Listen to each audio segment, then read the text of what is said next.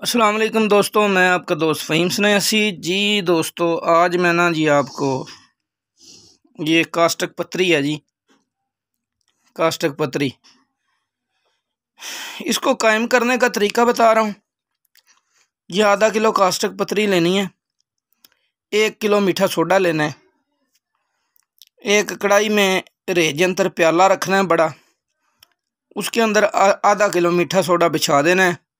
उसके ऊपर दरमियान में ये आधा किलो कास्टक पत्री रखनी है, टिक्की नुमा रखनी है, गोला सा बना के। आधा किलो मीठा सोडा ऊपर डालें, दूसरा प्याला उल्टा रखें और इसको जो है ना आपने दरमियानी आग पे 24 घंटे पकाना है। ठंडा करके आप निकालेंगे तो कास्टक पत्री का खिंगर सा बना निकलेगा। इसको एहतियात से अलग निकाल लेना और मीठा सोडा ज़ाया कर देना है। अब आपने एक रोगनी कुची लेनी है, रोगनी हंडिया। उसके अंदर ना 1 किलो आपने अब खारा सोडा लेना है। पहले मीठे सोडे में पकाया, अब खारा सोडा। आधा किलो खारा सोडा जो है ना रोगनी कुजी में बिछाएं और ऊपर ये कास्टक पत्री वाला खिंगर रख दें और आधा किलो खारा सोडा ऊपर डालकर ढक्कन लगाएं। अच्छी तरह से गिले मत करके खुश्क करें और 10 सेर ओपलों की आग दे दें। 3 सेर ओपले नीचे डालें, 7 सेर ओपले ऊपर डालें और भड़के की आग लगा दें। ठंडा करके निकालें तो ये ना जी आपका कास्टक पत्री चरख खा के तो कांच की मानद निकलेगा, सबज से रंग का, हल्का सा सबज रंग, ऐसे होगा जैसे अंदर कांच पड़ा है।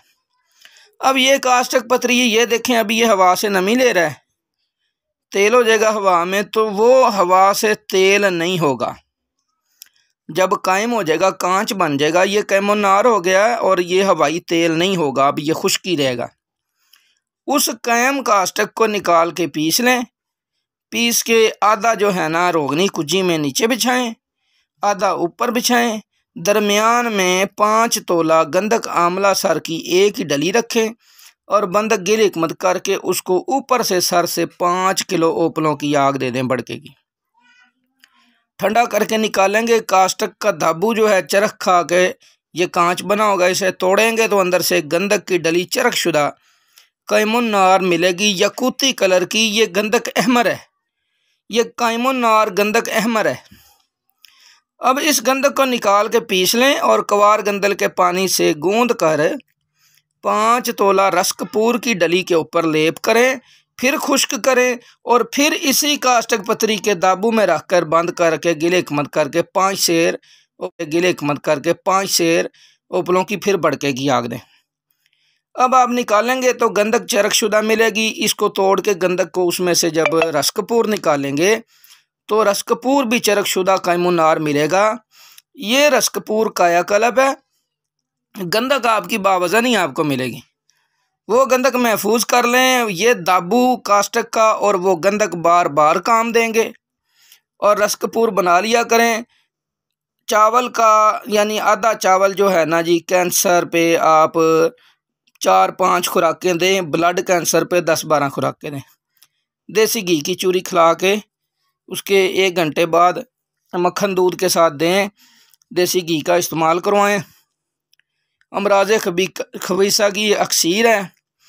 और हुक्मा से एक गुजारिश है कि ये जो मैं रस कपूर के नुस्खा जात शेयर कर रहा हूँ, ये अभी मेरे पास 300 नुस्खे रस कपूर के ही मौजूद हैं अक्सीरी।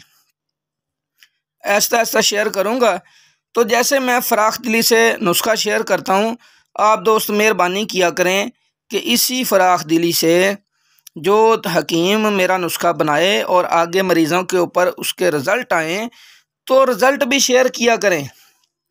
होता ये है कि साहब नुस्खा को वो बताते ही नहीं है कि आपके नुस्खे से हमने ये फ़ायदा लिया है, बल्कि लोगों को कहना शुरू कर देते हैं ये हमारे दादे का नुस्खा था जी, हम तो उससे फ़ायदा ले रहे हैं।